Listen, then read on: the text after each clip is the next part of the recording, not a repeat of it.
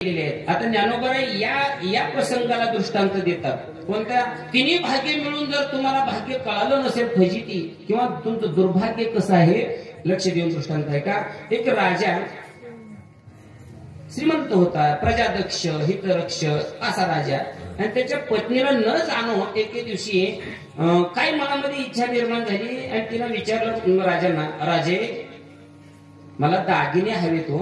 राजा म्हणला काय कमी, तू राणी आहेस, कुठली दागिने मी तुला कमी केले.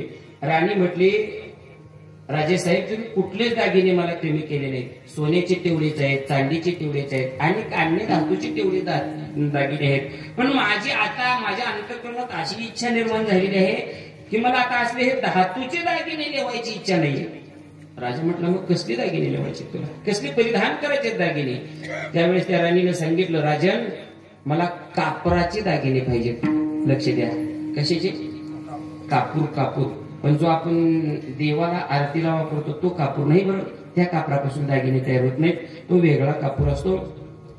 आता बालहट्ट, राज्यहट्ट, स्त्री हट्टापोटी राजाने ती कबुली दिली, मान्य केलं आणि आपल्या पत्नीला दागिने बनवण्याकरता परराज्यातून परदेशातून कापूर मागवला. कशा करता, दागिने बनवण्याकरता कापूर मागवला. पण आता कापराचे दागिने बनवणारा कलाकार तर पाहिजे ना, असा सोनार तर पाहिजे ना. बाकीच्या धातूचे दागिने बनवून पण कापुराचे दागिने बनवायचे. राजानं दौंडी पिटवली, जो कोणी कलाकार असेल कापुराचे दागिने बनवणारा त्यांनी राजाची भेट घेतली. एका भागामध्ये एक माणूस होता, एक कलाकार होता, तो कापुराचे दागिने बनवत होता. तो त्याने दरबारात गेला, राजाची भेट घेतली. राजन म्हणला मला येतात कापुराचे दागिने बनवायला. म्हणजे ठीक आहे बनव. मग तो कलाकार म्हटला बनवतो, पण मजुरी दुप्पट लागेल. किती, दुप्पट मजुरी पाहिजे. राजा म्हणला तिप्पट घे पण दागिने बनव, कारण राणीची इच्छा आहे. आणि तीनपट रक्कम घे पण कापराचे दागिने बनव. अतिशय कलाकुसरीने त्या कलाकाराने कापराचे दागिने बनवले. महिला मंडळ थोडं ध्यान देऊ नये का, कापराचे दागिने बनवले, कापुराचे. मग हातातली अंगठी बनवली, मनगटातल्या बांगड्या बनवल्या, कानात जे घालायचे ते अलंकार बनवले, गळ्यात घालायचे ते बनवले, बाजूबंद बाहुबंद, काय जेवढे स्त्रिया अलंकार परिधान करतात तेवढे सगळे अलंकार कशाचे बनवले. ओवी सांगतो त्याला, ओवी ज्ञानोबाची 17व्या अध्यायातली 345 क्रमांकाची ओवी ऐका. आणि सगळे कापुराचे दागिने तयार झाले. कलाकार म्हणला राजे तयार झाले दागिने, ठीक आहे द्या आणून राणीला. राणीला दिले. राणीने ते धातूचे दागिने सगळे काढले, सोने चांदी काय असते ते, आणि कापुराचे दागिने परिधान करू लागले. कुठल्याही समारंभाला राणी कापुराचे दागिने घालून जायची. पांढरे शुभ्र कापूर दिसायला राणीचं सौंदर्य आणखीनच उठून दिसू लागलं, उजळून दिसू लागलं. आणि त्या दासीला मोह झाला. राणीच्या दासीला काय मोह झाला, आपणालाही एक दिवस जर कापराचे दागिने मिळाले तर कशी वाटतील आपल्या अंगावर. कोणीही कोणती इच्छा निर्माण करून उपयोग नाही. ती राणी होती, आपण नोकर लोकांची सेवा करणारी. कोणी आपला अधिकार पाहून इच्छा निर्माण करावी माणसानं, अधिकार पाहून. पण एके दिवशी तिनं राणीचा मूड पाहिला. मूड काम करून द्यायचं असलं की समोरच्याचा मूड पाहावा 1 आणि समोरच्याची स्तुती करावी 2. आपलं काम करायचं असतं स्तुतीच करायची. समोरच्याकडून साधी तंबाखू जरी खायची असली तर त्याची स्तुती करायची. काय तुमचा ऊस म्हणताय, अख्ख्या गावात तुमच्या ऊसासारखा ऊस नाही. ह्याचा ऊस जर बघितला 2 किलोमीटरवरून त्या ऊसात चाललेल्या कोंबड्या दिसते, असा ऊस. पण स्तुती केली ते म्हणजे मग तंबाखू आका बाटवाच न्या तुम्हाला. स्तुतीप्रिय माणूस आहे. स्तुती केली की पुढचा बाहेरतोच. मग 2 गोष्टी, त्याचा एक मूड पाहिला पाहिजे आणि दुसरी गोष्ट त्याची स्तुती केली पाहिजे. राणीनं आपल्या दासीनं स्तुती केली राणीची. काय राणी साहेब तुम्ही दिसता म्हणजे कापराच्या दागिने, हा तुमच्यासारखी स्त्री लावण्यवती कुणी नाही या जगाच्या पाठीवर. अनेक स्त्रिया झाल्या असतील सुंदर देखील, पण तुमच्यासारखं सौंदर्य कोणाला सुद्धा दिसत नाही. काय राणी साहेब, काय राणी साहेब. राणी खुश झाली. पहिला मोका साधला. राणीचा मूड पाहून राणी वश केली दासीनं आणि हळूच आपला प्रस्ताव पुढे सरकवला. राणी साहेब माझी एक इच्छा आहे. काय इच्छा आहे तुमचे, कापराचे दागिने एक दिवस पाहिजे होते मला. का ग का, अगं मी दागिने कुठल्या शुभ कार्याला मोठ्या समारंभाच्या ठिकाणीच घालते मी. तुझ्या घरी काय असा कार्यक्रम आहे. ती म्हणजे पुढच्या मंगळवारी आमच्या घरी कार्यक्रम आहे. कशाचा, 7 आसाराच्या सवासणी घालायच्या.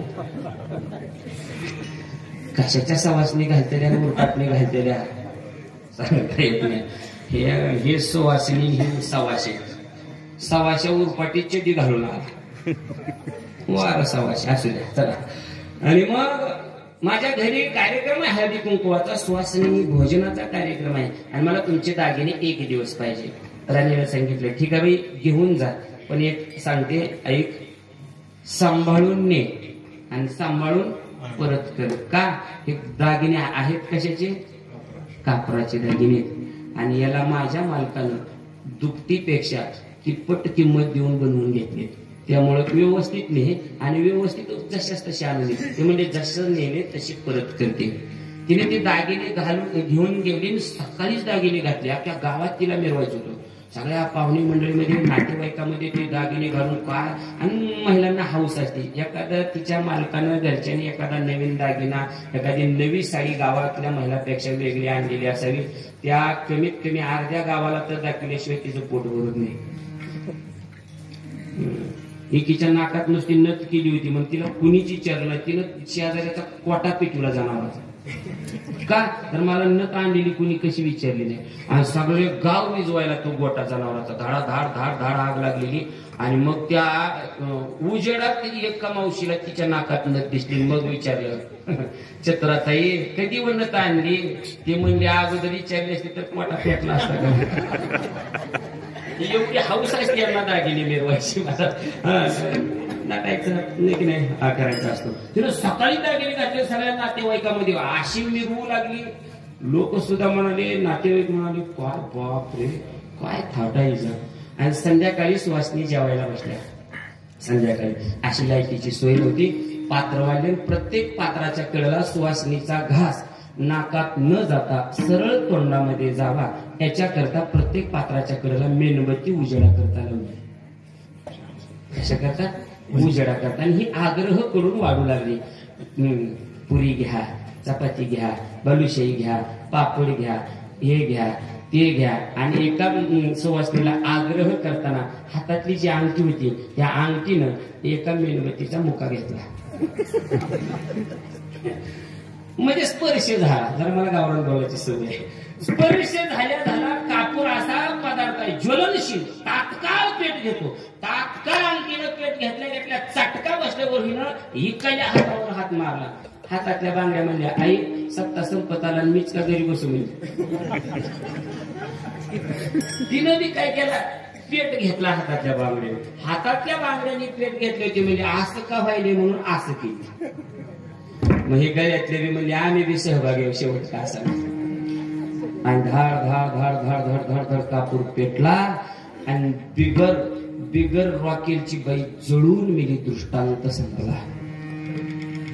लक्ष द्या. दागिने बनवायचा कापूर मिळाला नाही का? उत्तर द्या. मिळाला नाही का कापूर? कापूर मिळाला. कापराचे दागिने बनवणारा मिळाला नाही का? मिळाला. कापराचे दागिने बनले नाहीत का? बनले. पण वापरायची अक्कल नसल्यामुळे बाई जळून मेली. तिला हसायचं काम नाही. माणसाचा जन्म मिळाला, भारतात मिळाला, महाराष्ट्रात मिळाला, पण कळाला नाही. जशी बाई जळाली तशी व्यसनात आमचं आयुष्य जळाले.